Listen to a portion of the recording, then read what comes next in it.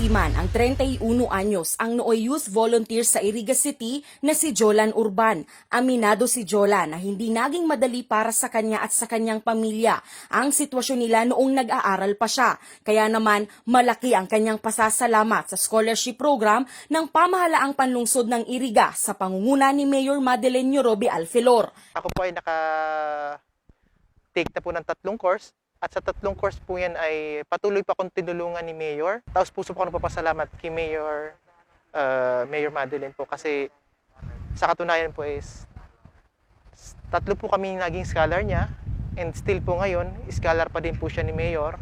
Nag-aaral po ang aking kapatid. At kami pong dalawang magkapatid ay nakatapos na po dahil din po sa scholar ni Mayor. 2 taon na ring licensed professional teacher ang nooy mag-scholar na si Jason Perez. Sa pagsuporta sa pamilya po namin, especially sa parents po namin, para maitaguyod po namin o makapagtapos kami sa pag-aaral po namin.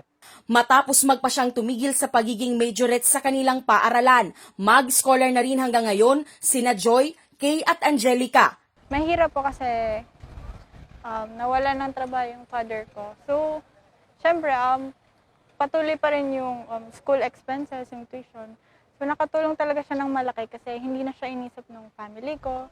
Sa mental health ko din kasi hindi na ako na-stress kung saan ako kukuha ng pang-ano po. At natulungan niya din po yung family namin na hindi na po mag-iisip kung paano pa bukas, paano pa kami makakapagtapos, ganun po. Kaya malaking tulong po yung scholarship na binigay po sa amin ni Mayor. Tapos nung nag-decide na po kami na mag-quit, tinulungan po kami ni Mayor Madel para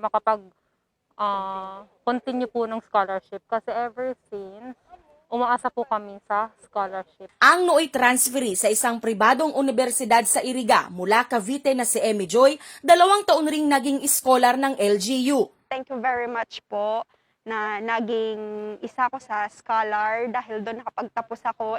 Ikinagulat nila ang kumakalat na fake news ukol sa Ghost Scholarship Program umano ng LGU Iriga. Ako po, nagpapatunay, marami kami, at alam ko po marami nang natulungan ng scholar ni Mayor. Kaya po, ako po isang patunay na lahat pong mga lumalabas na fake news ay hindi po totoo.